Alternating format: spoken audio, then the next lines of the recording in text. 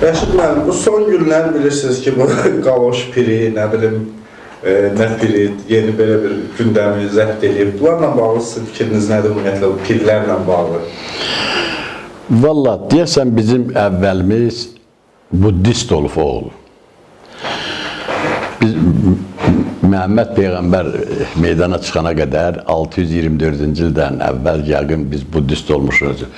Pirlərdən ötürü ölürük biz. Bir var inançlar oğul. İnsan o inançlarla yaşayır. Bizim dinimiz İslam dinidir.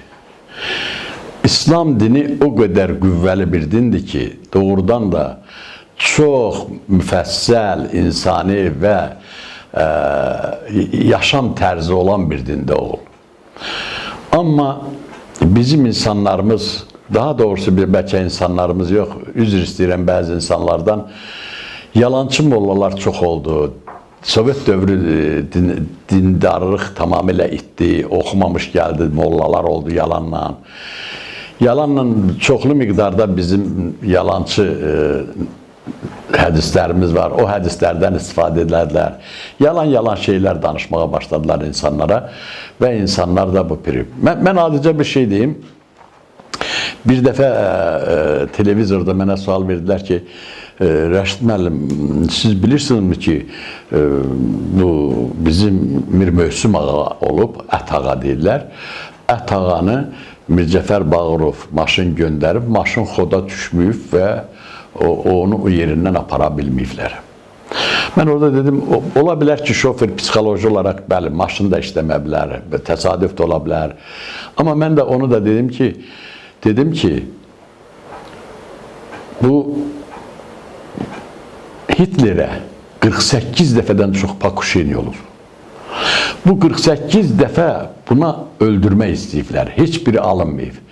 Deməli, ona da Mir Hitler deyək, ona da Seyid deyək bəyəm.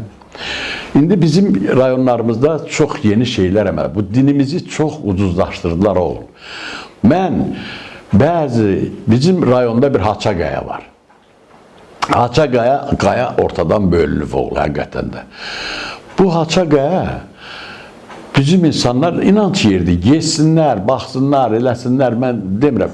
Amma təkcə ona ümid olub, əlinə ayağını sallasın, işləməsin, heç nə eləməsin, çalışqan olmasın, o ola bilməz oğul. Allah deyir, sən çalış, ruzun məndəndir. Allah verir insanın ruzisini oğul. Onun üçün də insan daima çalışqan olmalıdır. O ki, qaldı bu son zamanlar, bilirsənmi ki, bunu oğul, mən bəlkə xarici dövlətlərin əlinin olmasını görürəm. Sən bəlkə yox idin, neçənadan olma, 60-cı illər idi, neçənci illər idi. Bu Sovetskidə zat meydana gəlmişdi, güya pir çıxıb.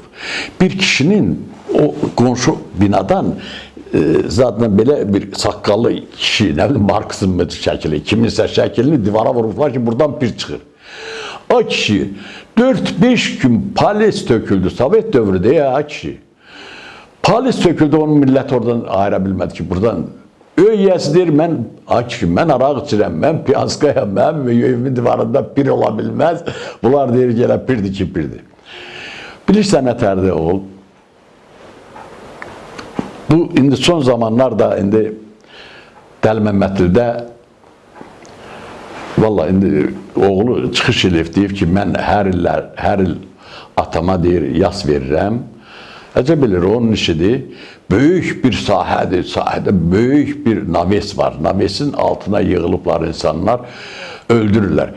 Bu Seyidin də büstünü qoyublar. Büstünü əlini vurur, nə bilim, mən nə qoyur, nədir, kimisi deyir qaloşdur, kimisi deyir, nə bilim, yox, birisi deyir papaqdır. Nə olur olsun, papaqla adam sağalar. Afrikada şamanlar var oğul. Şaman bilirsə nədir? Bir adam xəstəsə, tonqarı qalırlar, insanlar onun ətrafında neyinir? Dövrə vurur, hərəkət edir, dua elədiyi ki, o sağalsın. Sağalacaqsa sağalacaq, infarkt öləcək, beyinə qansızlıqsa paraliz olaraq. Bunu geri döndərmək mümkün deyil. İnsanlar son ələşlərini Allahdan istəyirlər. Amma mən yaxşı baxmıram oğul. Mən bayaqları sizə danışdım, bilmirəm, biz çəkilişdə verdik mi onu, Piriz adını, Nərmanov, yox deyəsən, hə? Orada danışdım. Yox. İngilislər gəlib bizdən heyf almaq üçün, niyə İngilisə tabi olmadı, Rus gəldi, işğal elədi bizə.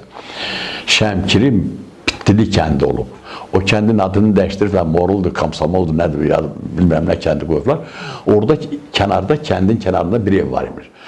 Gəlib o kəndin o kənarındakı evi alıb, bir sandıq qoyub, bunun həqiqətən olmuş, mənim atam da gedib oraya.